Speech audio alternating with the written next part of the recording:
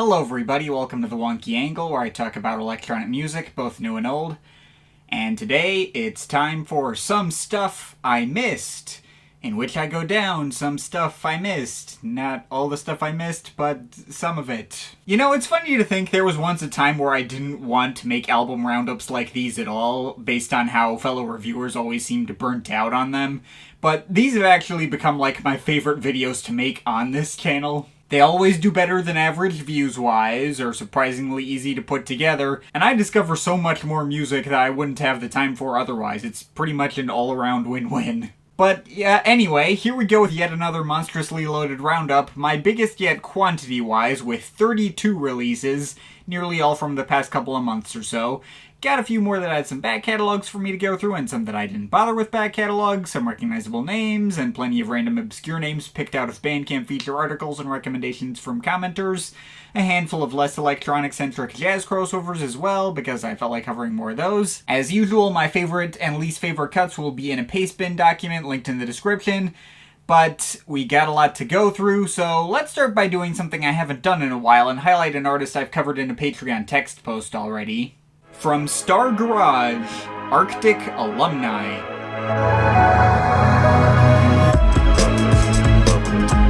It's been a long time since I got a request on the $10 tier of my Patreon that I've wanted to also highlight in a Some Stuff I Missed segment.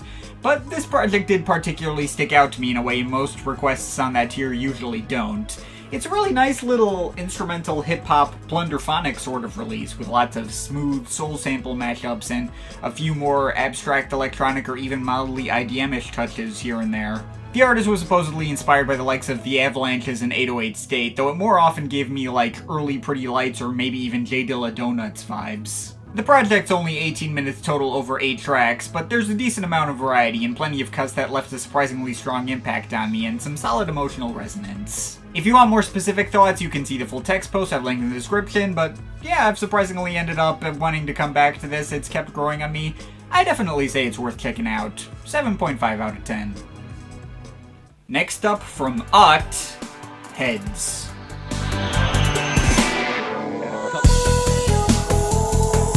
Oh man, Ott. Now there's a name I hadn't thought about in a long time. I attempted to get into this guy around the time I was first getting into artists like Sounds from the Ground, Magic Sound Fabric, 01, The Orb, Spangle.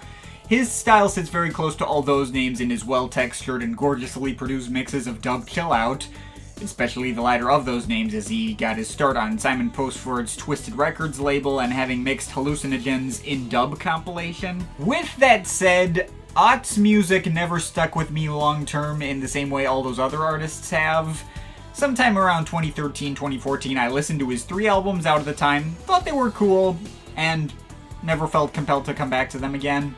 I might have previously partially blamed my lack of interest on the fact that he gives his tracks mildly quirky but weirdly uninspiring titles like Jack's Cheese and Bread Snack, or the fact that his next album, Fair Children in 2015, had an especially ugly album cover that didn't exactly inspire me to pick it up. Though having now gone back to listen to his old albums to refresh my memory, I think I can just boil my lack of connection down to the vast majority of his music sounding extremely samey and there not being enough variation in terms of track ideas. His music always sounds great played in a vacuum, but I wouldn't be able to tell pretty much any of his individual tracks apart from each other in the same way I can for his colleagues on the scene. And that kinda goes for his albums too. They're all fundamentally identical and I enjoy them all like the same amount. I guess Fair Children attempted some slightly poppier hooks, Myrrh brought in some nice dubstep influence, Skyline had my favorite of his album covers, Blumencraft. But anyway, yeah, this latest album's pretty much exactly what you'd think it'd be as well. I suppose this one's taking some very slight cues from more modern mainstream production styles. I'm hearing some trap influence on some percussion patterns here and there, or some wordless vocal chops and stutters. But you could theoretically go through this and not even notice anything was different. You're still mostly getting the same old standard well-textured spacey dub grooves you'd expect. There is one track of particular interest in That Morning We Went Up the Hill, since it features Steve Hillage and Maquette Garati of System 7, and takes lots of direct cues from their work with The Orb, like the way it starts with that rooster sound effect from Little Fluffy Clouds. and I felt like I kept hearing various orb references in its ambient composition. For instance, like a bouncy synth arpeggio running through most of it that sounds a little like Backside of the Moon. It is interesting, and as we all know, I do love the orb, though I don't think it rises above what it references or would mark it as a major favorite on here. For instance, I prefer the similar ambience and slow but mildly epic builds of the closer Happy Ending that doesn't have any orb references. That closer was probably my favorite cut here. But aside from that, I guess I like the vocal chop on Brookside Hybrid 23, closest thing this album has to a solid hook. I like the sparse beat work and atmospherics in Moritz Cornelis, even if the one little accordion breakdown is a little out of left field. I like the initially more energetic and breezier feel of a happening in your head, even if it meanders into more standard odd territory by the end. And I guess the blippy, acid-tinged tones and glitch hop beats of Holiday Boat are fine, despite the processed vocals being a turnoff. Oh, and there's a 50-second interlude. First time I think he's ever done that. That's pretty pointless. I don't know. It's an odd album. Whatever your opinion on him was before will be reconfirmed by hearing this. And just like all his other albums, I thought it was quite solid, and very impressively produced and well-textured, enjoyable for what it is, and I'm probably not going to listen to this again in the future. So there you have it. I think I can just barely let this off with a solid 7 out of 10. It's cool. Next up from Moderat, More Data. The night is warm, the night is gone. Well, finally getting this loose end tied up. In the first Some Stuff I Missed volume, I looked at the catalog of synth-pop IDM artist Apparat. In volume 6, I looked at the catalog of the electro duo Mode Selector. And now it's finally time for me to highlight the much more hyped collaboration between all three, which even kind of overshadowed much of their work on their own. As I've come to realize from going back to listen through their old albums, this supergroup is a bit of a different beast from any of their respective solo work, and they've developed a pretty unique identity of their own. While some moments throughout their catalog sound like what you'd expect out of combining their very different styles, more often than not they actually end up sounding more like a cross between Burial and Tom York solo material, combining the former style of banging beats and heavy atmospherics with lighter touches of breezy but downbeat indie synth pop in line with the latter. All three of their previous albums are at least pretty solid. I'd say their second one was my favorite, and the point at which they felt like they really came into their own as a group with the right balance between cohesion and variety. The first one was a lot more scattershot and showed them not yet having their style quite nailed down, and the third one ran together a bit too much. I'd considered reviewing the latter back when it was new, but decided against it out of a lack of familiarity with their solo catalogs, which in retrospect might have actually been the right move, as I suspect I wouldn't have enough to say for a dedicated video back then anyway. But I had always wondered about my decision to skip out on that album, since they followed it up with a supposed indefinite hiatus, and I wasn't sure if I would ever get the chance to go back and highlight them in a somewhat timely fashion. So now we have this fourth album from them as a long-awaited comeback from this past May, finally giving me that chance. And unfortunately, that 6-year hiatus has been broken by an album that feels markedly less distinct than the material they'd put out before. No longer are the two acts coming together to get something completely unique from what they did on their own. Now they're just adding their styles together in a very rote and predictable way, with Apparat's vocals and occasional melodic direction going over Mode Selector's electro grooves and production. And while I'm at it, I feel like Mode Selector carried the majority of the weight on this thing.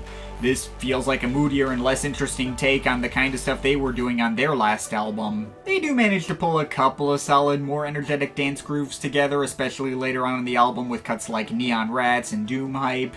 And I suppose cuts like Fastland and Numb Bell do carrying some menacing heaviness to them, but I'm not pulled in by the majority of what I perceive to be Apparat's contributions to this thing. The melodies are not that striking, they feel a lot more simplistic and run-of-the-mill, and his vocals sound pretty checked out. The only exception is the track More Love, which he does put a decent bit more passion into, and the tune is a fair bit more striking, but that's it. Oh, and there's a few cuts with pitch-shifted vocals that don't really seem to fit with anything else, so that's a thing too. Yeah, I hate to say it, but this comeback just doesn't feel like it has that same level of passion put into it as any of their old stuff. It kind of gave me the feeling they were going through the motions, just putting something out for their bottom line, not because they were all as creatively recharged as they claimed to be. There are some good tracks here, but they're not enough to save this from being pretty forgettable as a whole, and honestly you wouldn't be missing that much if you skipped it altogether, so I'm gonna have to give this a 5.7 out of 10.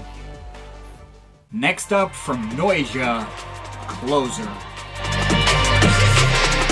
I might as well. Right, Noisia, the experimental/commercial drum and bass trio from the Netherlands, recently came out with a new album. I've had brushes with their work here and there. I never went back to listen to their debut split, The Atom, in its entirety, perhaps on account of the length or having an especially terrible album cover. But I did hear their Outer Edges album about a year after it came out, and I remember thinking that was quite solid. Thought their style was pretty unique, easily recognizable, and versatile, even if the album did not need to be 18 tracks long, and I honestly never came back to it since. But this latest album, as per the title, is supposedly going to be their final album before they break up altogether in favor of all focusing on their solo work. And in direct contrast to Outer Edges, which didn't have a single guest feature, this album is chock full of collabs, mostly with fellow drum and bass outfits I'm less familiar with, like Camo and Crooked, Halogenics, Imanu, or The Upbeats. I feel like I may have at least heard of a bunch of those in passing before. But there's also 2 tracks with Skrillex, one of which also features Dylan Brady of 100 gecs fame, and there's also a feature from Amon Tobin working under his Two Fingers alias. I do feel like this album really came and went despite all the hype for it though. It saw the expected amount of buzz upon its release, but I didn't see anyone talking about it again even like a week or 2 later, and I've barely seen mention of it since. And honestly, that kinda scans, as while this album is good, it is surprisingly understated and not the kind of thing designed to hit with quite as much impact as their previous work. It is still a Noisia album, and that does still mean you're going to get your fair share of drum and bass bangers and frantic grooves, but there is a lot more focus on sparse, moody ambience than I was expecting. And if I'm being honest, most of the project isn't all that striking or attention-grabbing. It feels more like the kind of thing designed to fall into the background. Almost as if it's being made by 3 guys who aren't really interested in working together anymore and are just kind of putting something together to please their fans in the short term. The fact that these guys are burnt out, I think, does show on this album, but getting it to show does feel intentional in that way, not unlike the point Reyk were at in 2014 when they made The Inevitable End. But unlike that album, weirdly enough, I don't think that actually translates to the album being weaker. This album does flow remarkably well and didn't offer up any cuts that got under my nerves. And didn't offer up any cuts that got on my nerves. A few cuts like Pleasure Model and Supersonic weren't big winners, but they were fine too. And I was surprised to hear that the album didn't overstay its welcome like Outer Edges kinda did. And this one's even longer at 20 tracks. I mean, it did not absolutely need to be this long, but at least it was never outright tedious or made me feel its length. In terms of standouts, in the banger department, my 2 favorites were Deep Down and Caps Lock. Both go suitably hard, really like the stabbing bass on the latter, and I guess some of the cuts at the beginning like Shibuya Pet Store are fine too. But there's plenty of atmospheric gems too. I think my favorite cut of all of these was probably Horizon with Skrillex, which was a lot more relaxing and refreshing sounding than I ever would have expected it to. And that lighter downbeat vibe effectively carries over to other tracks like Halcyon or Wordless, really like the minimal piano parts of the latter. The Two Fingers collab unsurprisingly ends up as probably the weirdest and most abstract cut here and is pretty neat. And also I really like the penultimate cut, The Whole Part 1, and how it builds up some really expansive and spacious sections. But that's about all the observation I have. Most of these tracks were fine while they were on, but went in one ear and out the other. And yet I weirdly came out at the end feeling generally positive on it. Am I going to come back to listen to this again? No, I'm probably not going to remember any of this longer term. And like I said, it is very much the kind of album where I can tell this isn't the primary interest of any of the guys working on it anymore. But if you were a fan before, it'll still give you what you want, along with a few surprises. And even if it is very much an in-the-background listen, I thought it was better executed at what it was going for than what I expected. So I guess I can also let this get away with a solid 7 out of 10. Next up from Sunshine Life Emulator, Hatch Dream. Alright, how about we get into some albums that don't have so much history for me to go over. Here's a random album I saw marked as new and notable on Bandcamp and bought on a random impulse. It's gotten pretty much 0 attention otherwise. This one will probably do well for fans of artists like Pilot Red Sun and Ochre, Very nice and heartfelt set of synth melodies with some occasional crunchy IDM beats on the side, and there are some fantastic moments on this thing. The warm and comforting Boards of Canada blips of opener Zamblot, the MIDI piano progressions of tracks like All Ovals and B Sunshine. Even if the latter has a few more sour chords in its mix, is surprisingly spacious and well detailed with some wordless vocals joining in for extra effect. I also like the more menacing mix of sputtering beats and violin-like synths on No 4 North, and Headspun Red starts out with some harsh sets of synth arpeggios that give me Rift's Arrow 106 Point Never vibes, and eventually switches into some legit epic sets of thundering bass and crashing percussion. Not every cut is as attention-grabbing as the next, and there are a decent handful that focus on a more disorienting melodic tone that are on the verge of feeling really nice and heartwarming, but keep getting ever so slightly modulated up and down to not feel quite right, leading to a couple of tracks like New Totems, which don't pull me in quite as much, but the moments that do really work on this thing easily make it worth the experience on their own. I do think the dreamlike vibe the title implies you'll get was executed quite well, so yeah, I'd say this is worth giving a shot. 7.5 out of 10. Next up, from Mr. Fingers, Around the Sun Part 1.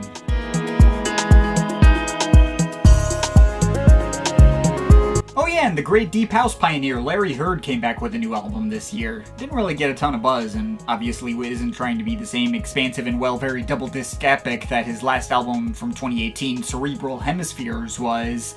It's nothing you haven't already heard him do before, either on that last album or any of his other work over the decades, but it still delivers on all his core strengths in the exact way you'd want, and it's just a really nice and uplifting listen, as you can always count on him to deliver, if also a bit of a scattered mixed bag.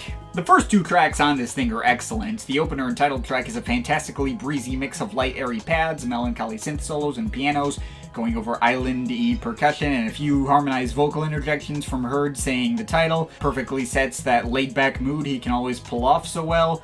And if you're looking for something with a bit more drive, the second track, Drive, is a big winner as well, and its deeper bassline, synth guitars, and soulful pianos going over some more standard but foot-tapping deep house beats. Also think the album ends on an especially strong note with the closer Shimmer, which features all these warm blends of electric pianos, synth pads, and a lovely little sax solo running through the whole thing. The rest of the album perhaps unfortunately doesn't quite match the quality of those three tracks. There's a few solid moments here and there, like Touch the Sky, which shows Heard singing over a smooth and jazzy instrumental, or the similarly smooth Something's Going On, which features lyrics about the various injustices that befall the black community. But there's also a few cuts like Pressurize or Marrakesh, which focus on some pretty lifeless, minimal acid arrangements, and many of the other tracks here can also fall into the background in their fairly sparse and chill deep house formulas.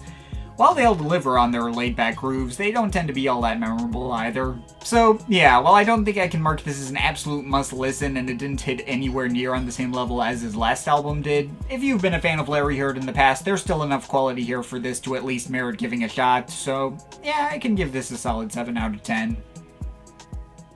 Next up, from Bachelors of Science, Within This Moment. You can see, soon our time will come. Alright, this was something I randomly found in the new music section of iTunes, thinking the album cover was cool. Bachelors of Science are a liquid drum and bass trio from San Francisco who've been around since the mid-2000s, although this fourth studio album of theirs is the only thing I've actually heard from them. It's really not a project that I have much of anything to say about. It's an extremely straightforward collection of liquid drum and bass that does absolutely nothing groundbreaking, but it's an all-around very enjoyable one. Lots of spacious melodic atmosphere, hard-hitting breakbeats, a varied selection of vocal guests to make sure things don't get too samey, and some solid hooks too. I guess the interludes don't add much, and the album doesn't end on the strongest of notes, but pretty much every cut works really well for what it's going for, be it tracks driven by sampled monologues like the title track or Do Right or In the Dark, tracks with some reggae-ish vocalists like No Games or Brighter Days, tracks with airy male vocals like If I Could or Different Eyes, tracks with airy female vocals like Far Away, and my personal favorite, Energy.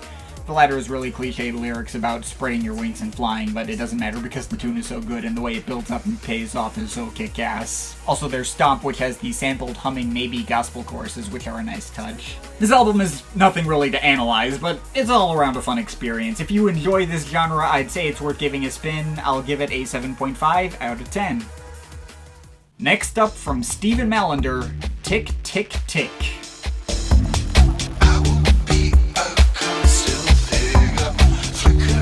You know, even though I'm a longtime Cabaret Voltaire fan, this will actually mark the first time I've ever listened to a solo project from one of the band members. I never looked into Richard Kirk's solo catalog even after his passing last year, mainly because it is so massive with seemingly no good place to start. And even though Stephen Mallinder technically only has 2 other proper solo albums, I haven't heard those either, or any of the many various projects he's done in collaboration with other people, or in other bands. But maybe just being a Cabs fan is all the context I'll need for this project in particular, which seems to be directly building off of that band's legacy, and much of its appeal for me is just how it hit some nostalgia buttons for the Cabs' earlier material. So I had a ton of fun with this album, and I will not deny a big part of that purely comes from the fact that it feels good to hear Mallinder's voice on some new material again. His voice is slightly shifted with time, as to be expected given it's 2022, and he does put a lot of effects over his voice on various moments, but you'll still get a track like Shock to the Body where he sounds exactly the same as he did in the 80s, and that's just great in and of itself. But that's obviously not to say this is just a shallow nostalgia trip either. Tick Tick Tick kind of comes off to me as like an attempt to recontextualize the ethos and ideas of an album like The Crackdown into instrumentals and production that sound a lot more early 90s. Like if it came from an alternate universe in the Cabs timeline where they didn't almost completely shift their ethos immediately upon entering that decade. Maybe it's a little like their Body and Soul album in that way, but it's also much better and more memorable than that project was. And maybe more relevant, too. I can hear lyrics all over the place which seem to hint at commenting on the current state of the world. They do tend to be very abstract and obtuse, if that, and actively designed to be open to interpretation, but there is also something satisfying about him simply grumbling about the same old system. But even if Mallinder's voice wasn't present at all, the album would still be able to carry itself without him. The instrumentals he goes over are all really freaking good. The grooves are really strong and danceable, the retro drum machines and old school synths are really crisp and biting and still keep that old experimental edge intact. The cut-up samples changing up into the old school electro grooves on Ring Drop, the spacey and crunchy disco of Galaxy, the rubbery bass lines and slapping 80s percussion on Hush, the freaking bass guitar on The Trial, it's so freaking good. I suppose I'm not entirely sure if this quite reaches the threshold of proper greatness, even if it comes close. There are a few less memorable cuts like Wasteland or Guernica Gallery that, while fun enough and containing decent enough hooks, are kind of overshadowed by their stronger moments. And my mind did have to make the reflexive comparison to what Kirk did for Cabaret Voltaire's final proper album, In Shadow of Fear, which I felt was a fair bit more original and creative than this. But I think in terms of personal enjoyment, this is equally on par with that album. So, yeah, not much else to say. If you are as big a Cabs fan as I am, then you really have no reason to not check this one out. I can give it a very strong 7.7 out of 10. Next up from Jeremiah Chiu and Marta Sofia Honer, recordings from the Åland Islands.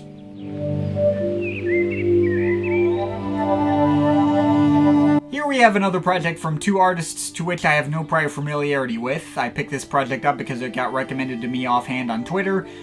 This is a pretty neat ambient and modern classical project that's been getting quite a bit more traction in the Bandcamp sphere than I would have expected, i.e. 1,000 people have purchased this on the site. I had never heard of these 2 currently LA-based musicians originally from here in Chicago. Chiu is a modular synth artist and ensemble musician, and Honer is a studio cellist who's worked behind the scenes for lots of higher profile artists like Angel Olsen or even Beyonce. Although, it's not a simple duet between 2 instruments. There's plenty of other instrumentation like pianos, organs, chimes, and of course field recordings from their trip together to the titular islands, located between Sweden and Finland, apparently in hopes of helping their mutual friends set up some kind of inn there that could be used for like artist residencies and the like. Now, as interesting as the story behind this project is, I will admit that I wasn't as pulled into it as I hoped I would be. Even though this is an ambient project, it's a weirdly disjointed one that shows a lot of these languid improvisational compositions but don't really get them to flow well or add up to a greater whole.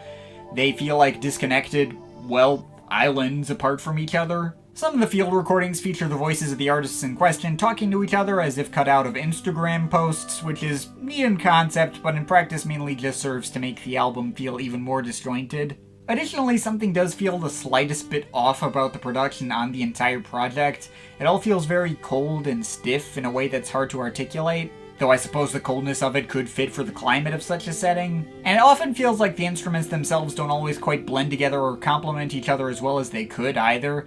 There are tracks like On the Other Sea, which combine synths, clanging chimes, and strings, and all those instruments feel like they were recorded in different places. Even if that is one of the better tracks here, and I do like the greater variety of sounds explored by cuts like it, or By Foot by Sea for another example. I was also never really pulled in by the specific tones of the synths on this album, and would always feel drawn away whenever they came on. It would entirely leave me checked out on the opener, for instance, though again, it's hard to articulate why, since I have liked albums that use synths that sound just like this before. There are other moments I do think are really good, most of the string-heavy cuts like Snako and Kumlinga Kirkja, sorry for butchered pronunciations, they do have this emotionally swirling quality to them that's pretty alluring, and Storby House Piano is probably the most quietly dramatic cut in the bunch, and has some neat evolutions of its own that aren't all piano-related. I don't know, maybe all I've described about this project still means it'll really work for you, and it does appear to have really struck a chord with people, so if it sounds like you like it, then give it a shot. Maybe it's just something I'm missing, but there have been plenty of other ambient records this year that have resonated with me more deeply than this one did, and I just thought this was alright, like a 6.5 out of 10. But while we're on the topic of artists inspired by nature, next up from Dominik Eulberg, Avichrom.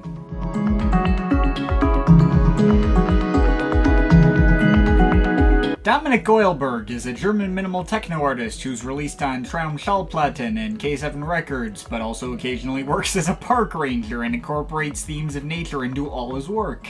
He's been at it since the mid-early 2000s. I'd heard about the guy in passing before, but never sat with any of his stuff myself.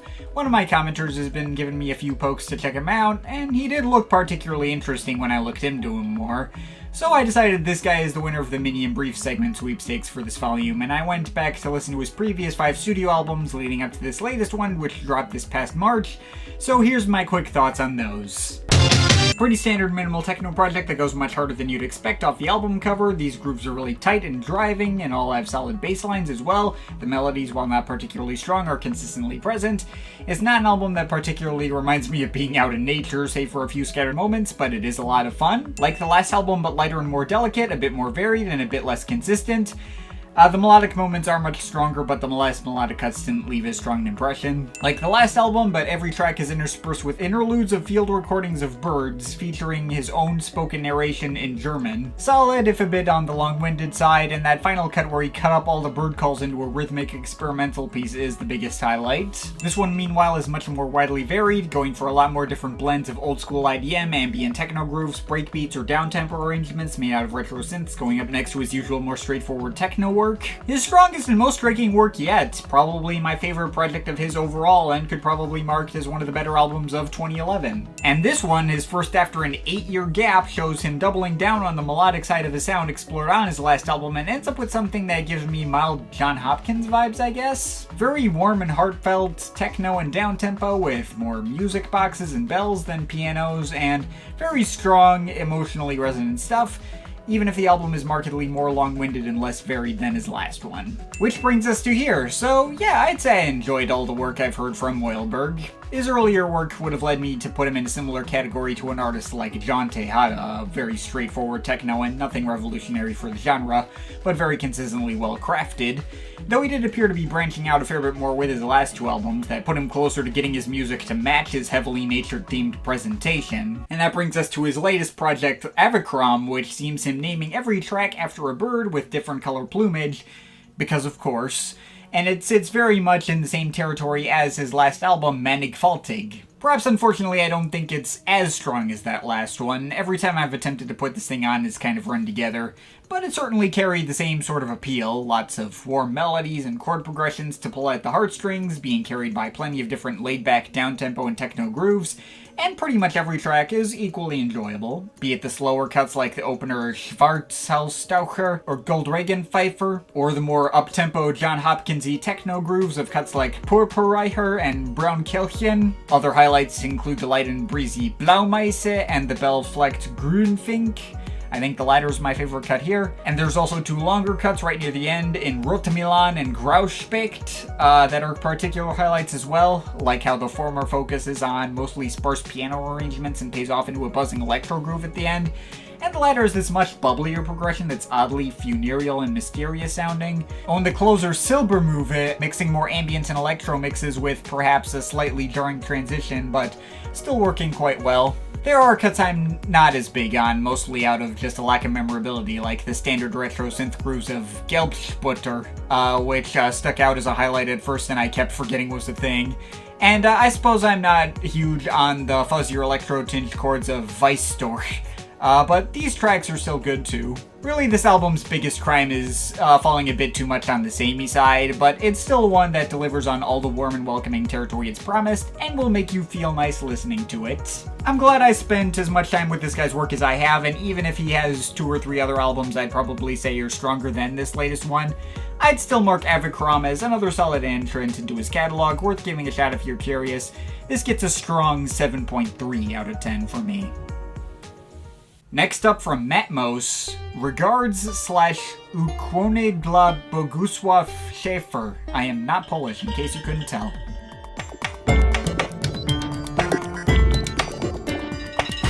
Okay, I've been getting a bit long-winded with these segments so far, so here's a project from an outfit that I don't need to introduce. I've already covered this pretty legendary experimental duo's last 3 albums and have gone over their storied, highly creative and unusual catalog. I'd kinda planned on highlighting this in its own video when I first saw it released, but after hearing it, it turns out I just didn't really have much to say about it. Now, of course, since this is Matmos, there is obviously a pretty interesting concept behind this project. Apparently, they were given access to the entire recorded output of the late Polish classical and experimental composer the album is named for, and they turned his compositions into something completely original of their own design as a tribute to his work, also featuring a few other guest musicians to add on top. Now, I'll freely admit that I never heard of Bogusław Schaeffer before this album came out, and obviously won't be able to break down any specific references to his work or tell you how it works as a tribute. Knowing them, I'm sure it's probably quite clever. But just taking it on its own without that context, I was like, yep, that is definitely a Matmos album. Once again, we're getting a project from them that is very easy to respect, but actually listening to it is a complete whacked out experimental clusterfuck that's hard to make heads or tails of. They're, of course, paying tribute to this experimental composer with lots of freeform musique concrète pieces and bizarre sample manipulations with lots of crazy, varied sound design, but little regards for traditional musical structures. If you care about things like tunes or melodies, well, first of all, what are you doing listening to Matmos? But you will be able to get into the opener Resemblage with its combination of bleepy electronics and welcoming chamber music keyboard lines, and Flight to Sodom with its trance-like synth progressions and rhythms going up next to airy choral manipulations.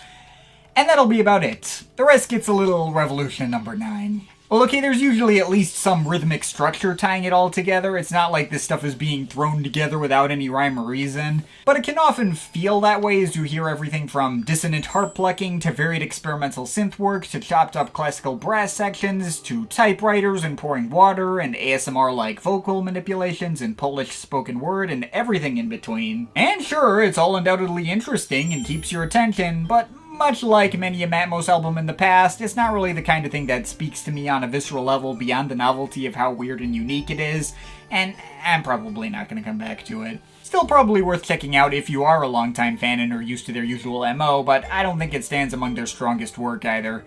It's cool, but unless you're a big fan of that composer, then it's probably nothing absolutely essential. So I'm giving this a 6.7 out of 10. Next up from Feiertag, Dive.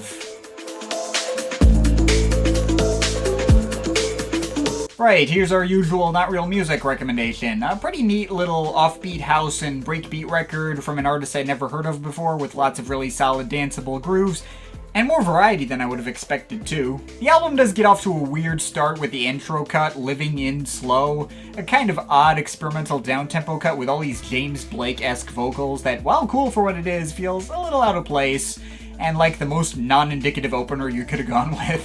But from there, you're getting lots of breezy but hard-hitting house and breakbeat grooves. Some of those James Blake-ish vocals come back on a few cuts, and while I'm not super crazy about them, especially when they get pitched down on a track like I Need You, everything around them is so well executed it's hard to complain much. The fuzzy against all logic-ish melodic textures on Kala, the most exciting and hard-hitting and punchy groove of Vivid and Hazy, the light and fittingly nocturnal atmosphere of Nocturnality that is allegedly somewhat Fortet-inspired. There's also the Chicago house beats and epic dub techno synths of How You Do It. That track does feature some kinda goofy but semi-inspirational spoken word about whatever you do in the world, do it well. Even if you're selling your body, then fuck it well.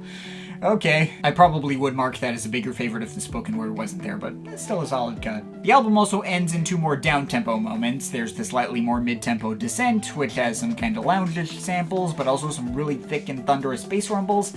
And it closes on a more ambient-centric note in Dive, which has these even slower beats and synth progressions, but also these really nice and calming string washes that sound amazing, and some marching break beats, which are nice as well. Apparently that one's inspired by early Amon Tobin, and I can see that. Pretty strong way for this thing to go out. I guess I'm not sure how much this album is going to stick with me long term. I liked pretty much everything on here, but didn't quite love anything, and it did feel a little incohesive at points, but it was plenty of fun.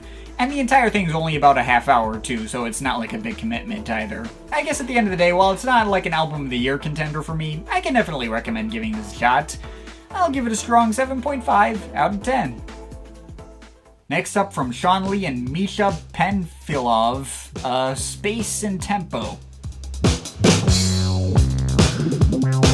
Here we got one I found in a Bandcamp daily that, while probably more jazz than electronic, still features more than enough synth to fall under my usual boundaries. It's a collection of 18 short sketches, each ranging from 1.5 minutes to 2.5 minutes, and each showing a hard-hitting drum performance from Shawn Lee going out next to some live bass from Misha Panfilov, and various spacey synthesizer performances from both. The whole thing feels extremely loose and improvisational, very live and in the moment, as if you're watching them perform together in front of you.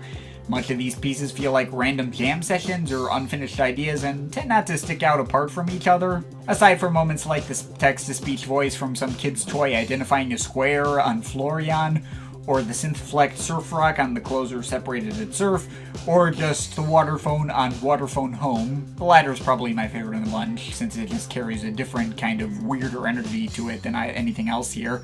Either that or Pedal to the Metal just for feeling especially nice. But every cut here has that solid backbone of having a solid drum groove, or a solid bass line, or some synth riffs that really work well, or just all coming together in a neat way. I wouldn't really be able to pick a least favorite cut.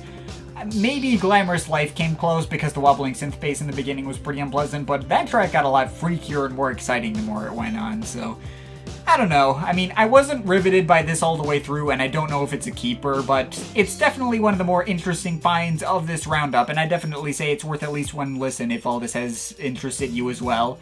I can give this a 7.3 out of 10. Next up from Afrorack, the Afrorack.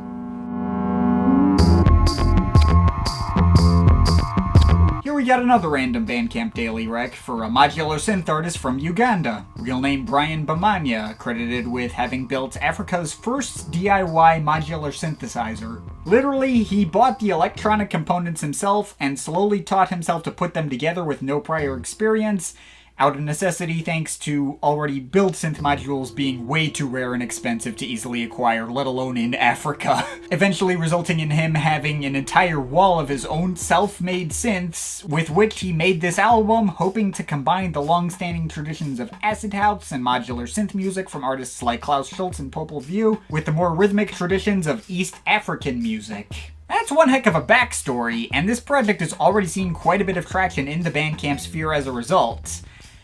Now, I'm not going to say this is the kind of thing I'm going to put on all the time. This is more the kind of thing that I have a lot of respect for than something that really got a visceral reaction out of me, as tends to be the case with the, really early 70s synth pioneer material that this takes inspiration from. But the inclusion of all the African rhythms and elements obviously means that this is approached from an entirely different angle than the old 70s guys. And I will not deny it is a fascinating listen. There are definitely some cuts that resonated more for me than others. There is a stretch in the middle which I'm less crazy about, featuring tracks like the somewhat menacing but not as striking Inspired, the wiry and somewhat shrill but mostly forgettable Rev, and the fairly long-winded Why Serious, which started out strong but kind of wore out its welcome over the course of nearly 10 minutes. But the album starts and ends strong, be it with the tone-setting Osk, with its whistling melodies and thick modular bass, or the well-layered off-kilter experimentalism and disorienting grooves of Last Modular and Bass Plus, the brighter and more melodic cowbell, the driving intensity of African drum machine. Kinda wish the latter two had lasted a bit longer than they did. And even if the closer Desert has its sparser and less interesting moments, I do really like those brighter synth string licks that give it like an old school movie soundtrack vibe. Again, this whole album is more the kind of thing I respect from a distance and does more for me intellectually than the kind of thing that really connects with me on a deeper emotional level. Probably not gonna keep it around beyond this video, but if you're looking for something specifically going for that kind of primitive, old-school experimental sound, or you're a fan of the early synth pioneers, then you're in for a real treat with this thing. It's certainly unlike anything else out there, and I'd say it's worth giving a shot. I will give this a 7.5 out of 10. Next up, from The Algorithm, Data Renaissance. Right now, here's a different change of pace for me. We got a pretty neat electronic metal hybrid from an artist I have no prior experience with, but from the Fixed Music label, which I do have a bit of experience with. And it definitely fits within the usual ethos of that label, a steady mix of intense metal riffs, crashing electronic drums, and lots of fast-paced synth arpeggios with that heavy cyberpunk synthwave aesthetic, including some occasional synth choirs for that extra science fiction vibe. It's admittedly not a project that gives me much of anything to say about it. I did unsurprisingly tend to prefer the marginally more toned down grooves of cuts like cryptographic memory or multi-threading. I did also quite like the more complex change-ups of the title track, and thought the closer inline assembly stood out well with its much more fast-paced and thrashier beats and its various cascades of acid synths. But pretty much all 10 tracks here are fundamentally the same, and how much you get into it depends on how much you like that core cyberpunk metal sound. Me personally, it's probably not the kind of thing I'm going to come back to. It felt a bit one-note, and I would have preferred something with more variety and better fleshing out of these ideas. And I think we all know well I tend not to be much of a big metal guy. It's the kind of thing I gotta be in a very specific mood for, but I still thought this was plenty of fun for what it was. The production is fantastic across the board, as to be expected for the standards of this label. And if this blend is more your thing, it could be something special, so yeah, I guess I can give this a solid 7 out of 10. Next up, from Bree van Reyk, Superclusters. Now for something completely different. This is an album that it would probably be a bit too much of a stretch to call electronic, since there isn't a synth or drum machine to be found here. It's more like a weird hybrid of modern classical, jazz, and post-rock. But heck, I've marked an album like Steve Reich's Music for 18 Musicians as falling within my format, and this album gives me pretty similar vibes to something like that, albeit not nearly as rhythmic or tightly structured. Much more formless and borderline ambient in approach. Bree van Reyk is an Australian experimental musician, a live drummer, percussionist, and vibraphonist by trade, but this album shows her in collaboration with a full 18-piece ensemble that also includes violins and cellos and other strings, clarinets, horns, other woodwinds, electric guitars, etc. The album is split up into 5 untitled movements, so they all kind of meander together. If not for the silences in between, this may as well be treated as one single piece. But it's really freaking nice all the way through. All the instrumentation comes together fantastically to create a warm and pleasant but vast and open sort of atmosphere. Sort of dark and lonely, but with consistent patches of light and never truly feeling like you're alone. Pretty much conveys the kind of mood the album cover promises. Obviously, if you're as much of a sucker for vibraphones as I am, then that alone should be reason enough to listen to this, since they're a present driving force through every track. But what especially sold me on this was the final movement, which got a fair bit more chaotic than the previous moments. My first listen to this saw me driving back to work after a lunch break, and all these really dark thunderclouds started to roll in right as this track got started, although not actually starting to rain until the piece was over, and that sense of moody but tense anticipation fit perfectly for the situation. Again, replay value will be an open question, but I can probably hang on to this and absolutely recommend giving it a shot. I will give this a 7.7 out of 10. Next up, from Alex Banks, Projections. Ooh, here we go. Now, this is the latest gem to come out of the Mesh label. I have started to feel like maybe this label's track record isn't as spotless as I once thought. The Indian Wells album that released about a month before this disappointingly wasn't that interesting, but this one was a lot of fun. It's a fairly straightforward, if somewhat difficult to pin down, kind of abstract house or techno record. There's echoes of the likes of John Hopkins, Mew Juice, Kessler, or rival consoles, with lots of really epic synth build-ups, thick driving and shuffling grooves, and a lot of dramatic reverb-heavy atmosphere with maybe even some barely present vocals way in the background to even further envelop the listener. I will admit the 9 tracks on here all kind of go for the same kind of sound and aren't easy to tell apart from each other. I guess the intro transition is your prototypical ambient-ish build-up to start us off. There are tracks like A Way Out, which go markedly harder, or Recall Mindset, which has some sharper and more present leads, or tracks which go on a bit longer and have a bit more of an epic scale like What We Have or Resonate. And maybe the closer, Stratosphere, is a bit on the comparatively underwhelming side and feels like the album ever so slightly ran out of steam at the end. But even if there's not much for me to specifically break down in this project, it is really dang engaging and had me pretty consistently pulled in from start to finish. Every build-up and payoff was really satisfying, the sound design, while familiar, was still really alluring. It's just all around a really fun listen. Check it out. This is overall getting a solid 8 out of 10 for me. Next up from Kaitlyn Aurelia Smith, Let's Turn It Into Sound.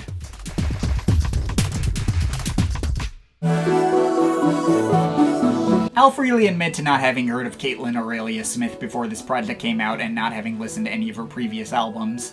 She appears to have quite the versatile catalog, ranging from meditative ambient projects to left-field synth pop to modern classical work. In the past, she's apparently been an opening act for the likes of Dan Deacon and Animal Collective. Fortet even remixed one of her tracks once, so she is definitely pretty well respected in the underground scene. With that said, this particular album, which I picked up purely because I thought the album cover looked cool, appears to be a bit more out there than pretty much any of her previous work.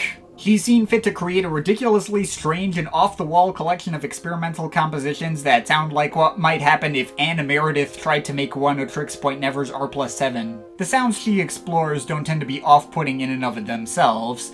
The mixes of futuristic OPN-style synth work with various full-on orchestrations of strings and horns and woodwinds to her own vocal performances, which range from peaceful a cappella harmonizations to sounding like Laurie Anderson's guest appearance on Jean-Michel Jarre's Zuluk, in her wordlessly yelping between disconnected notes, to vaguely resembling other parts of Jean-Michel Jarre's Zuluk and how she pitches and chops up her voice. I mean, I guess her vocals can sometimes be a little off-putting, especially when she's joined by a full chorus, but these sounds do always blend together and sound nice.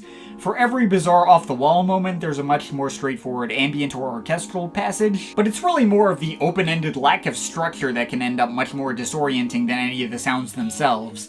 Nearly every track has lots of different switch-ups and seems to abruptly change into completely different ideas on a dime. A track like Is It Me or Is It You can go back and forth between mixes of dark scattered techno beats and airy vocal chops to a disconnected chorus of solo woodwinds. It's such a wild listen and difficult to make heads or tails of anything, but it's also a lot of fun in that way. Some tracks are cool mainly because of how wild they get, like how Unbraid the Merge evolves from colorful half-synthetic a cappella arrangements into bouncing deep house-ish beats. But others just have a much simpler emotional appeal, like Check Your Translation and its moody mixes of pianos and ambience, even despite the abrupt shifts into playful burbling synths and saxophone layering. It's definitely one of the weirdest listens I've seen fit to highlight here, and it's kind of the thing I've needed to sit with a couple of times to even pin down how I feel on it at all. She's apparently even openly described the album as a puzzle, so don't expect an immediate listen. But the more I've sat with it, the more I've connected with it. It's undoubtedly one of the most impressively produced, unique, and inventive projects I've heard all year, and I can absolutely give it my thumbs up. This also gets a solid 8 out of 10. Next up from Lucita Octans, Rose Oryx.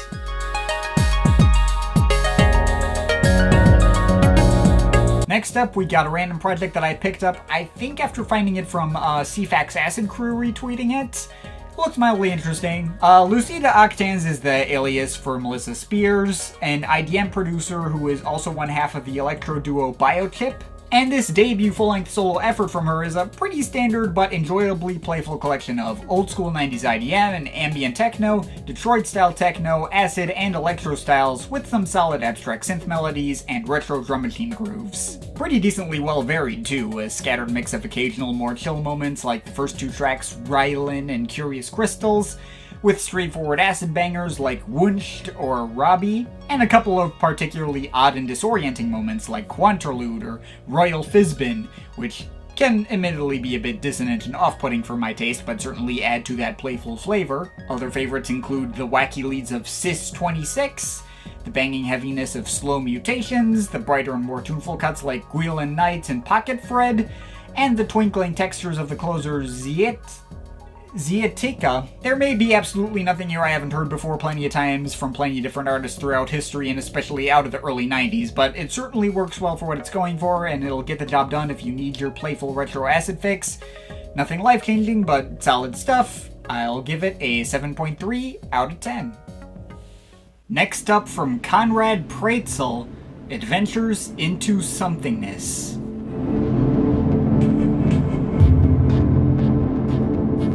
Here we got another random Bandcamp daily recommendation. Konrad Pretzel is a producer who got his start in the late 80s and early 90s, putting out various new age-ish albums, both under his own name and under the name Clothesline Revival, the latter under which he mostly released much rootsier mixes of folk and Americana-leaning music, none of which I've actually listened to. But this is his first project to release under his own name in 24 years, and is a straightforward, impressionistic electronic ambient record with a fairly warm organic edge, lots of various pleasant and laid-back drone pieces here made out of mixes of synths and guitars, both acoustic and electric, often being heavily processed, and the 9 cuts here have just enough variety to set themselves apart from each other while also blending into the same overarching piece and built as a single continuous mix, with darker and more abstract moments like the title track and Disintegrateful going up next to more guitar-driven tracks like Sanctuary or Hidden Compass, and some tracks which are somewhere in between and deliver pleasant ambient melodies, as seen on the blocky Rescued by the Nano Spirits,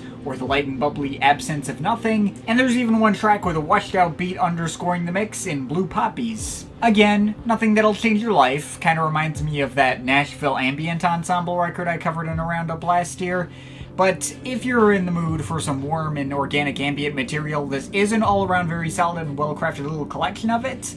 I can give it a 7.5 out of 10. Next up from Stavros, Mindaboo.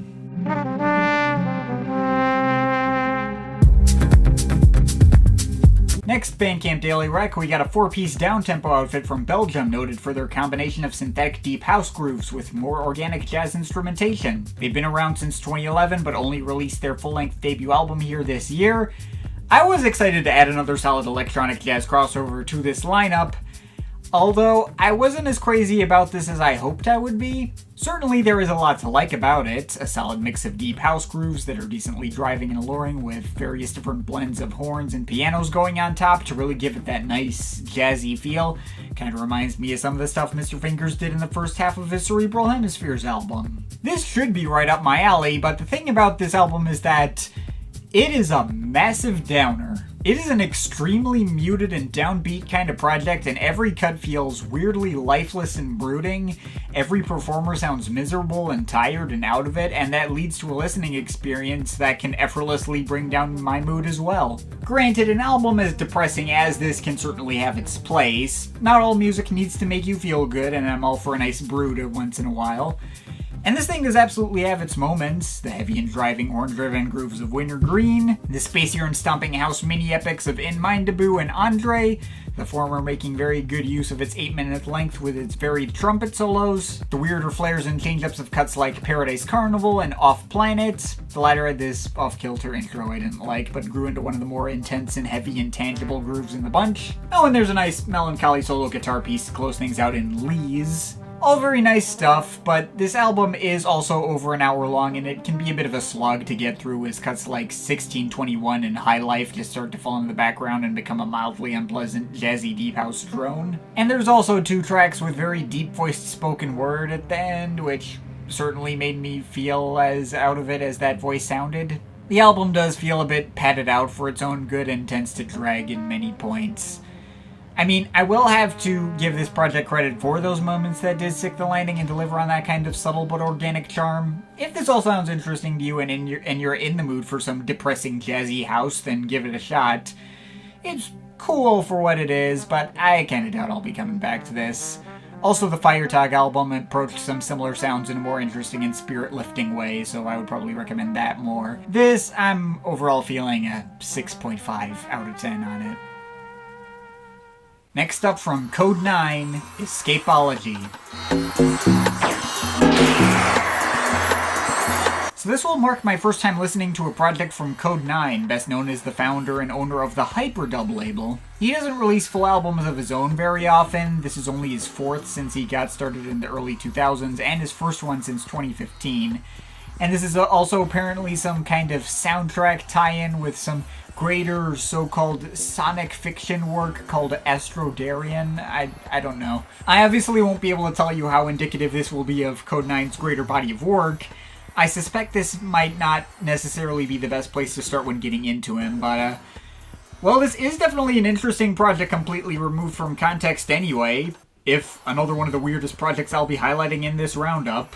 It's a highly experimental project that takes elements of bass music, grime, footwork, drill, and more, and cuts all of these influences up into a bizarre, formless, half-ambient sci-fi excursion. If you're looking for melodies or traditional structures, you've come to the wrong place, since this is a very intentionally alien-sounding experience. So many strange textures ranging from the squealing synths, skittering rhythms, and intense bass of a cut like The Breakup, to the walls of sparkling and whooshing effects going over 808s on a cut like Angle of Reentry, to cuts with atmospheric drum and bass influences like Uncoil or Lagrange Point, the latter almost certainly the strongest and most exciting cut in the bunch, or the off-kilter beats of Cross the Gap, or the oddly more present xylophone-like melodic textures of Taurus, which are still pretty creepy to fit with the tone of everything. The entire project remains in very out there experimental territory from start to finish and has lots of sonic detail everywhere, lots of gritty abstract fun that I enjoyed on the same level as like a Meat Beat Manifesto album. But the actual style and sound of it isn't the part which I find especially weird.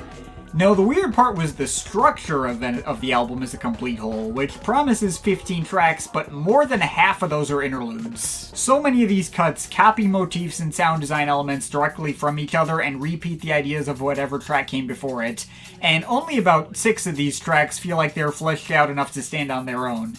Incidentally, just the ones I already mentioned above. All the others feel like more abstract and ambient variations of the same sort of ideas as those longer cuts and/or brief interstitial compositions. Incidentally, that makes this album feel a lot more like a movie soundtrack, filled with cuts that would make more sense as cues underscoring some specific moment in a film than tracks to specifically pay attention to on a proper album. If you aren't looking at the track listing while listening, this structuring may not end up being as much of an issue since the experience is designed to be pretty seamless.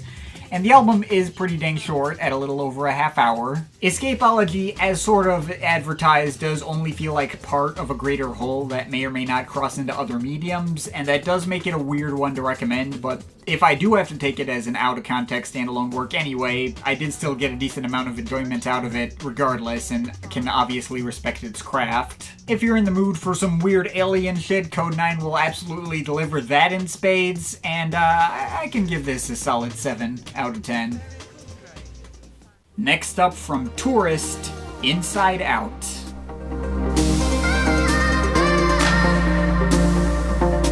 Here's another not real music recommendation, and damn, I was not expecting this project to get to me as much as it did.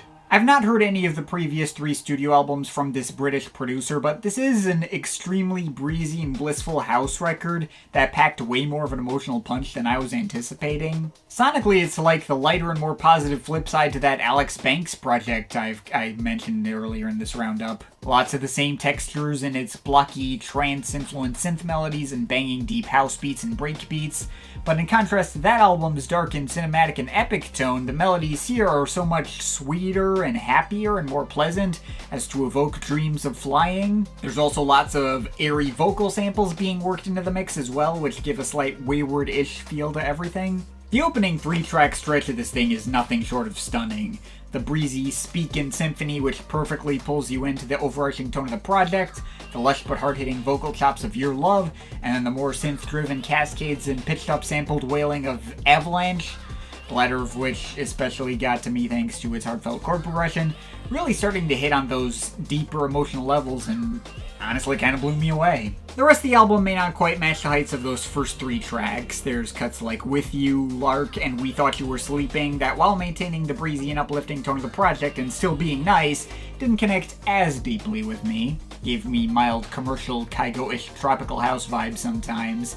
But there's also cuts that fall under a similar umbrella, like April and A Dedication, that had some sharper grooves that stuck out to me more, and the album does end almost just as strong as it started with Silent Letter and Eternal and their more emotional progressions. The entire album is supposedly also some kind of tribute to a friend of the producers who passed away, and that subtle melancholy carries quite effectively through this entire thing, even in the weakest moments. There may be some cuts here that hit markedly more for me than others, but this project just really made me feel nice in a way that very few albums this year have.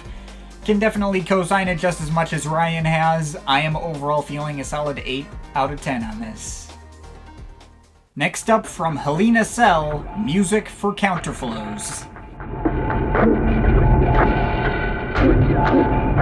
Next, Bandcamp Daily Rec. On the complete flip side of the last project, here we have a much darker and more unsettling project from this Glasgow experimental producer, real name Kay Logan.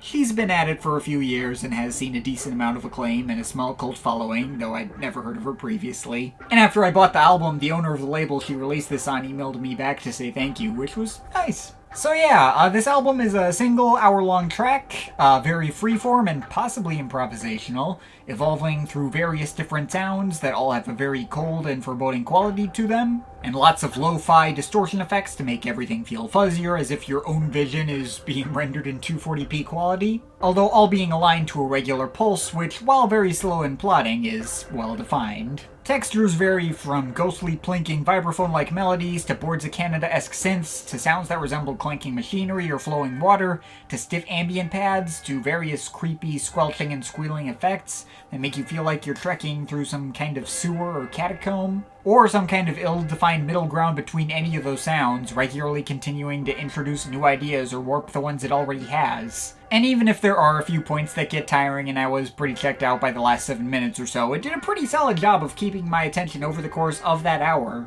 This is not the kind of project that will be for everyone, nor is it the kind of thing that I feel like I'd be in the mood to put on regularly. Honestly, the one listen I gave it was probably enough. But it is pretty dang neat and surprisingly engaging for what it is, so if all that sounds interesting to you, give it a shot. I'll give this a solid 7 out of 10. Next up from Akuzmi, Fleeting Future.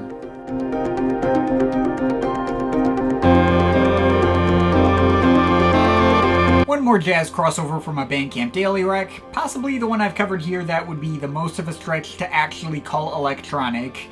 It's pretty much just entirely a jazz record, though there are still synths present on several tracks. It does appear to take some minor influences from electronic styles in terms of its structure and composition, and electronic is technically the first tag on the Bandcamp page. I guess the fact that it has synths at all makes it technically more electronic than the Bree and Reyk album, and the Steve Reich influence is a lot more pronounced here in terms of the way these pieces are structured, but okay, regardless of where it sits genre-wise, this was unquestionably my favorite of the jazz crossovers I've covered in this roundup. It is such a bright, lively, uplifting, energetic listen that effortlessly puts me in a good mood.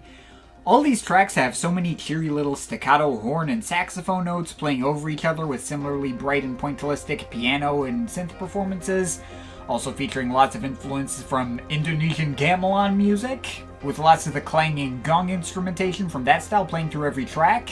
There's only 8 cuts, but all of them feel well defined and like an important part of the experience, from the title track setting the fluttery tone of it all to the 7-minute evolution of Seren Buana, which slowly floats from sparse, tuneless experimentalism into an epic, satisfying rush of jazz instrumentation. Cuts like the downbeat divine moments of truth contrasting with the frantic and dissonant tones of Neo Tokyo. Tracks with warmer and more emotional approaches like Longing for Tomorrow, going up next to more off-kilter moments like Cogito. Tracks with lots of really nice xylophones like Concrescence. And of course the big epic finale in Yurikamome, which is the most electronic moment of all, including more synths and synthetic percussion than any other track here. It's just so much fun from start to finish. Don't really have much else to say about it. This is another keeper. Make sure to check it out. I'm also giving this a solid 8 out of 10. Next up from Jaren, It's Hard to See Color When You're Impossibly Far Away. I love you in every single. One more recommendation from Not Real Music, who himself got this rec from Buffalo Staple. I was told this is the kind of thing that would really appeal to fans of Porter Robinson's Nurture, and even if I wasn't head over heels for that album as most people were, I decided to throw this in here anyway. After hearing this, I can definitely confirm the Nurture comparison is accurate, at least in terms of the overall tone and style. It's a very breezy and uplifting indie synth-pop release with lots of ambience and glitch and noise elements. It is, however, a much faster-paced and frantic release than Nurture that also has a fair bit more dynamic range, rapidly switching between tranquil ambience and blown-out noisy sections with jungle breaks and stuff, instead of literally everything being blown out. I feel like there's more guitars too. Also, instead of isolating the more abstract elements and the regular traditional tunes, it feels like most tracks here are trying to incorporate both sides at once, be both really abstract and really tuneful at the same time. That does mean the tunes here aren't nearly as catchy or easily memorable as those on Nurture, but it's a more balanced and less draining listen for me. Perfectly captures Porter Robinson's energy and appeal without specifically sounding like him or feeling like it's sitting in his shadow. Now, of course, because I'm me, I tended not to be as much of a fan of the noisier elements of this album, especially when we get to some blown-out cuts later on, like Now Never. And while I wanted to really get into a track like Only for a Moment, the 11-minute centerpiece of the album, which keeps selling its hooks in so many different ways, has so many crazy change-ups, and well justifies its length, it also kind of drives me up the wall in how much distortion there is on the vocals, especially in the first leg of the track.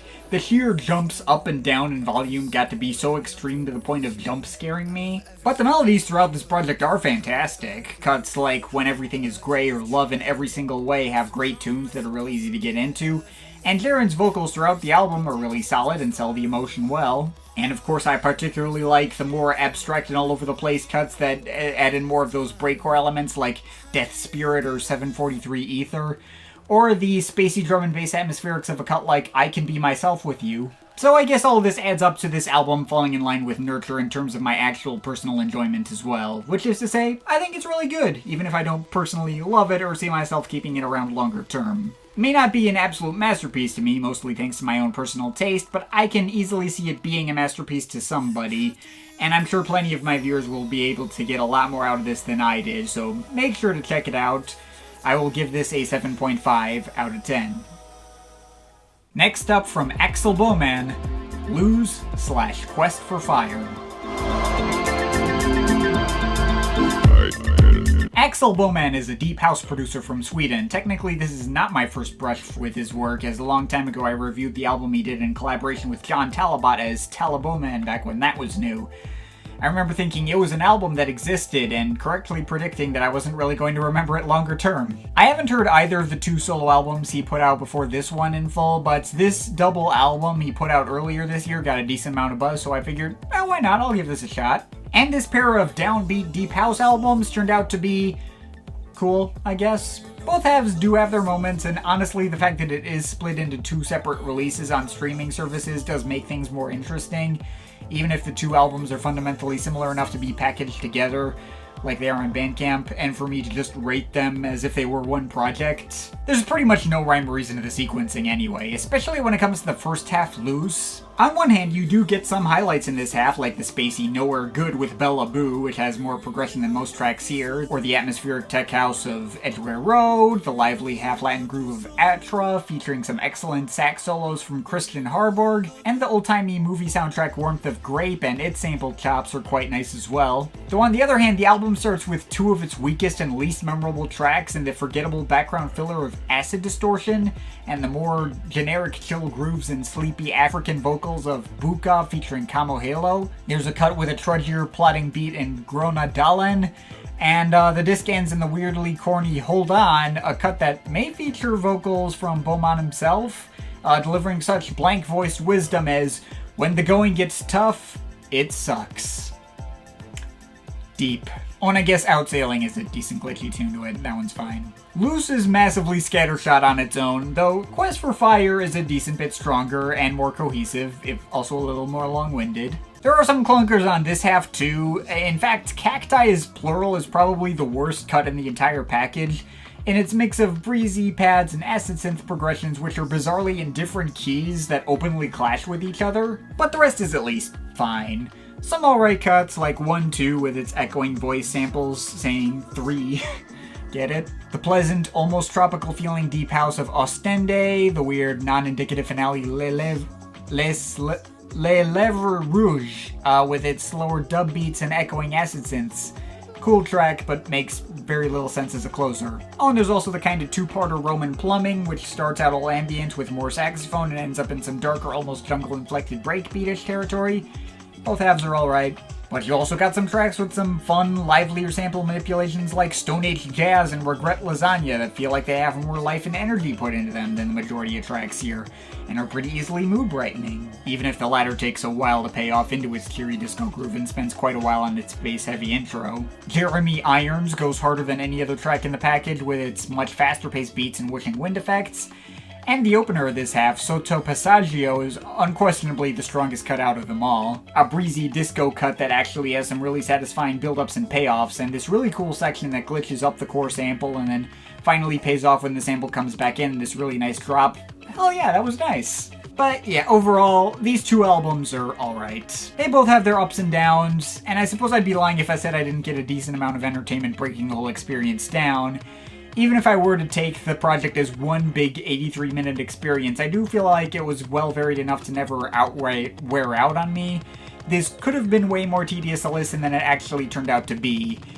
But I also can't bring myself to say I think it's all that interesting in the bigger scheme of the genre, or think there's anything truly essential here.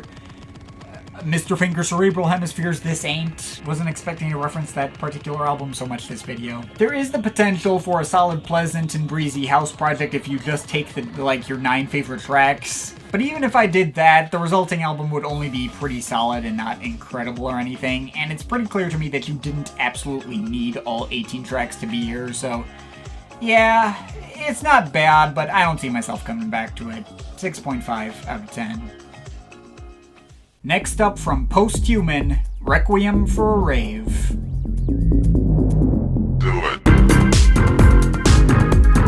Alright, here we have the single album in this roundup not from 2022. Posthuman are a British acid house duo who've been around since the early 2000s, and this is an album they came out with last year that someone requested for me to check out on Twitter. This admittedly isn't their most recent album. They put out a new project this past July called Echo Almaz East, which I'd consider highlighting here instead for the sake of being more timely.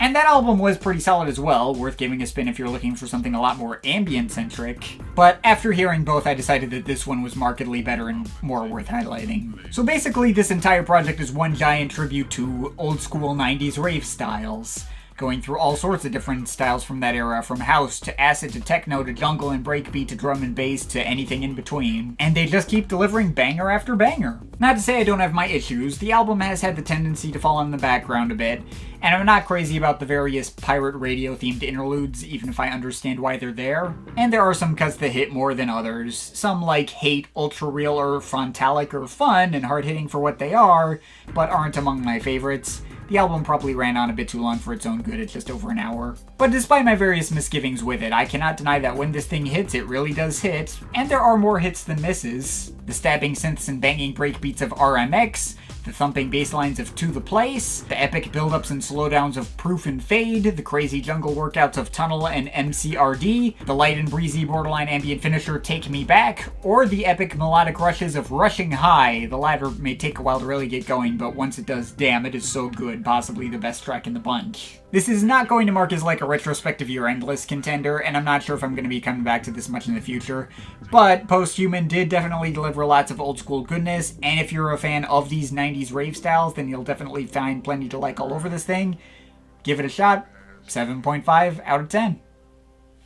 Next up from Erasure, Day-Glo, based on a true story.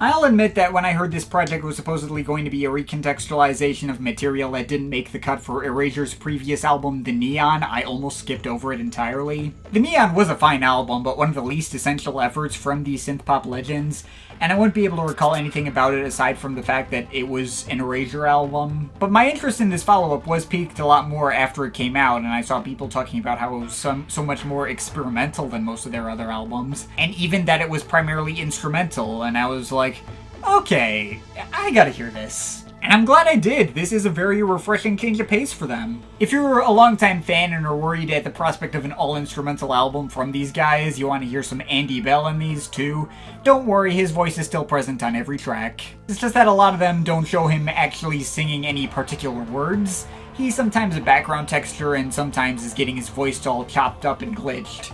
But he's always there, he's always delivering at least some of their trademark melodies. And there's even some actual songs with regular lyrics thrown in the mix, like The Con Man and 3 Strikes and You're Out. Ironically, those tended not to be among my favorites. The latter of those started with a line about being naked, and that threw me off. But my point is, this is still unquestionably an Erasure album that couldn't be mistaken for anyone else. I, of course, mainly got into it because I was more than happy to get a whole album primarily focused on Vince Clarke's talents in production. This ain't exactly the same grand experience of their self-titled, but I had plenty of fun with the whole thing. A solid mix of more stomping synth-pop grooves with cuts like Inside Out or Bop Beat, which remind me of that time Clarke did that album with Paul Hartnell and made me remember, oh right, I really liked that project, didn't I? But the album does spend a lot more time on the slower and more atmospheric side of things, switching between crafting some slower but still driving abstract cuts like Pinprick or Based on a True Story. Do quite like the little touches of piano on the latter. Also, there's plenty of more ambient excursions like Harbor of My Heart and The Shape of Things. The latter of those has some really nice bubbly melodic synth lines I quite liked. There's nothing here that's gonna change your life or stand among the absolute best they've had to offer over all their decades of work, but the idea behind it alone did end up with something more up my alley than anything they'd done in ages. And while it doesn't reach proper greatness, it's the most I've enjoyed an Erasure album since The Violet Flame, and it's possible I could even end up hanging on to it. So this gets a very strong 7.5 out of 10 for me. Next up, from Sig Nu Gris, Threshold.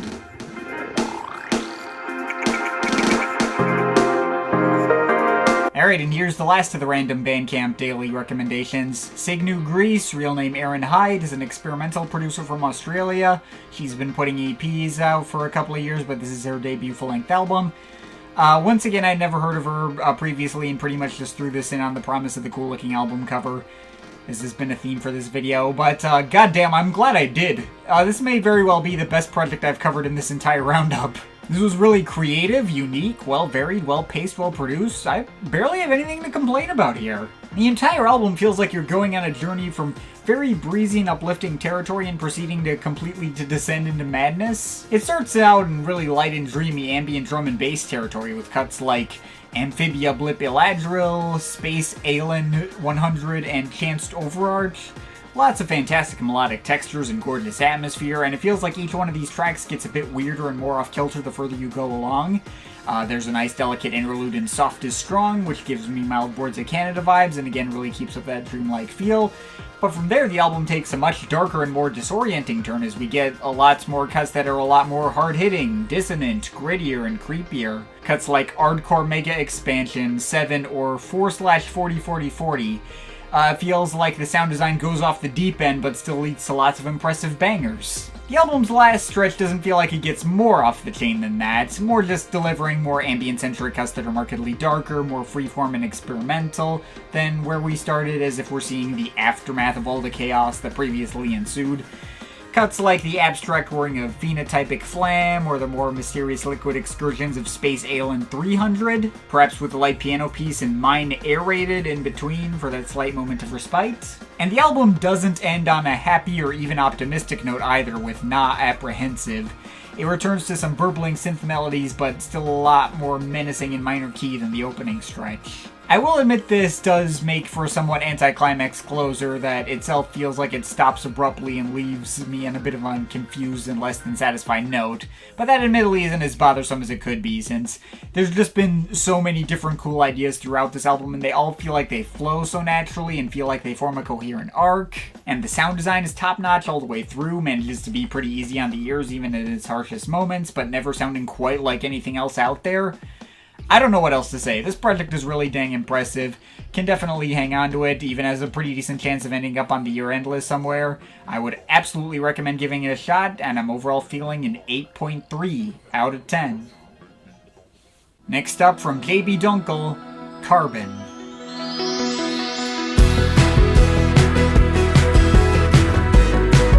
Right, you knew I had to cover this one. JB Dunkel is one half of one of my all-time favorite bands, Air, and this is his third solo album. I've covered the other two in a video breaking down the previous 4 Air solo projects out at the time, after Nicolas Godin put out his Concrete and Glass album. Now, Dunkel's first 2 solo albums, Darkle and H+, were much more straightforward synth-pop and songwriter-friendly, though this third one, Carbon, sounds like he's trying to bring back some of those more experimental touches. Possibly even trying to make the same move Godin did with Concrete and Glass and its focus on more electronic and less organic touches. Though Dunkel did a much better job of retaining the core sound that Air is known for. Also, in contrast to H+, where Dunkel sang on all but 2 tracks, here Dunkel only sings on 2 of the 9 tracks here, Zombie Park and Sex UFO. And even hands vocals over to a guest on the track Space, with Heather D'Angelo. Honestly, a lot of this kinda left me missing his voice, and wishing he had more of an actual presence here. Those 2 cuts that do have his vocals are both favorites, Sex UFO in particular.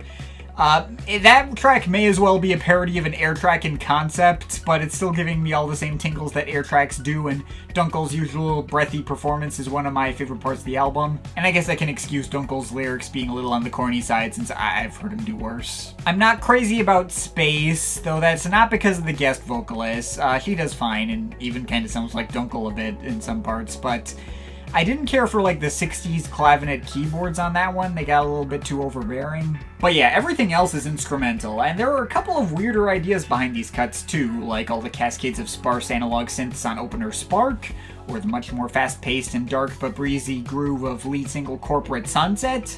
That was honestly probably my favorite cut here and brought back all the nice memories of Air deep cuts like Tropical Disease. Sometimes the experiments don't always pay off, most notably Dare, which has a much harsher tone to its synth work and features all these text-to-speech voices delivering some pretty direct environmental messages. I mean, I'm not against that in concept. I like the text-to-speech voices on Air's Do the Joy, and the most memorable hook from Dunkel's first solo album was We Belong to the Earth Doesn't Belong to Us. But in execution, this is mostly just kinda unpleasant and heavy-handed. But there were also a number of tracks that tended towards the fluffier tones of his H+ album.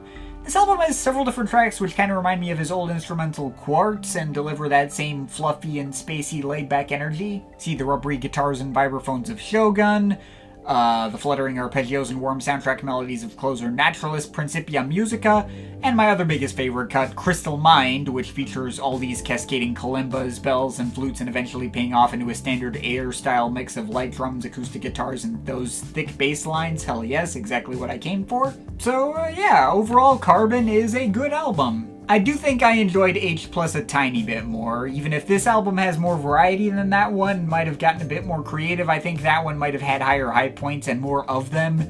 Obviously far better melodies and hooks too, purely thanks to its more pop-centric focus. This one feels a little more incohesive by comparison, although weirdly enough, this one might also have fewer tracks I would mark as skips. I didn't really care for Space or Dare, but all the other cuts were at least pretty solid. So, I don't know. I guess take that all as you will. It might grow on me more later. As for now, I enjoy it about as much as I enjoy all the other Air solo projects. I give this a strong 7.3 out of 10. And finally, from Pantha Du Prince, Garden Gaia.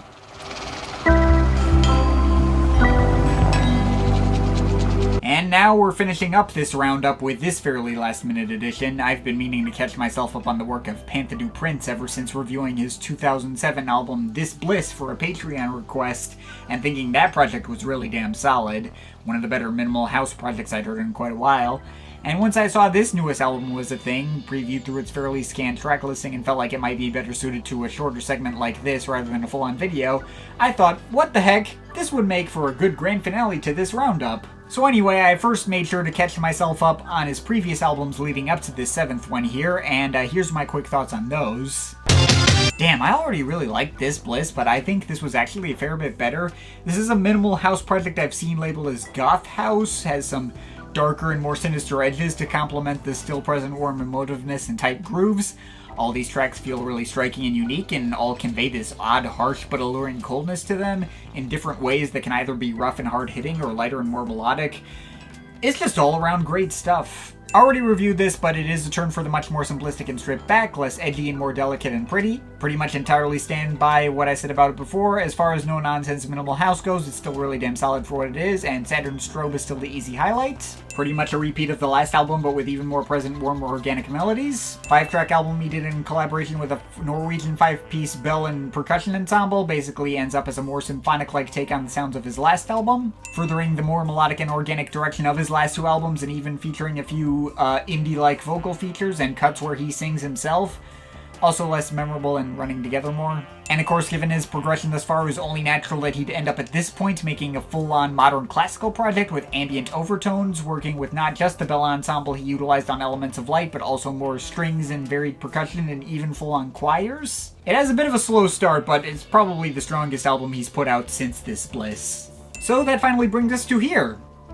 Honestly, if you had just jumped straight to this album after Diamond Days, there'd be a fair bit of whiplash from how different his sound is nowadays. But despite the distance between the current endpoints, Pantha du Prince's career has followed as strictly linear a progression as you can get.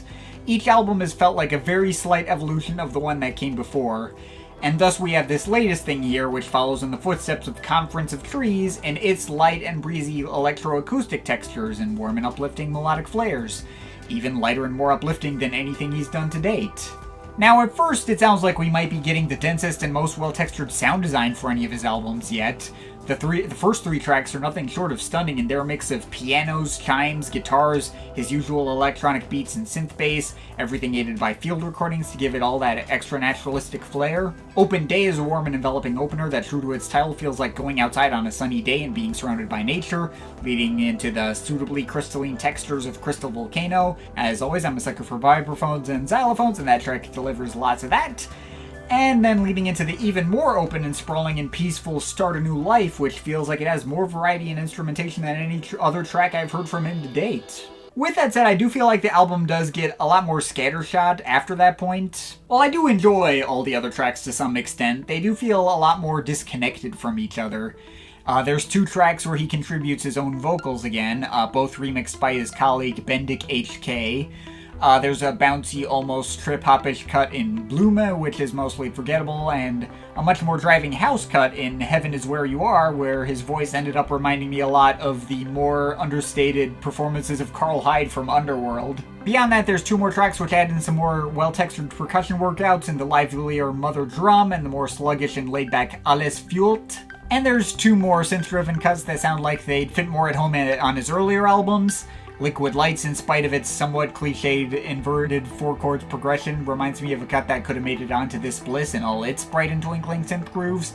And Closer Golden Galactic really finishes things on an emotional high note with all these warm synth arpeggios going over some gorgeous orchestral string performances. Like I said, all these tracks are good in a vacuum, but I feel like they don't add up as much to a greater whole. It leads to this album feeling a bit more like a transitional effort compared to something like Conference of Trees, which felt like a lot more of a grand culmination. Not to mention that album felt a lot bigger in scale and flowed way better than this. But ultimately, in spite of my issues, Garden Guy is still a really solid album. I wouldn't put it among his absolute best, but neither would I put it among his weakest. It's more the kind of project that has me intrigued where he might take these ideas next, rather than one that has me enamored with the way they're presented as is. But still, if you're looking for something warm, inviting, well-textured, and uplifting, something that evokes being out in nature as much as that album cover implies, Pantha du Prince delivers yet another solid effort that's just as heartwarming as you'd want it to be, and I'm overall feeling a 7.7 out of 10 on it. And that's it! That's the roundup. But of course, this is just my opinion. You can feel free to disagree with it, but I'd like to hear your thoughts, so leave comments in the comment thing down there. Shout out to my Patreon supporters, they're awesome people. You want to add yourself to that list, link to my Patreon is in the description. But yeah, that's pretty much it. That's all for today. See you next time.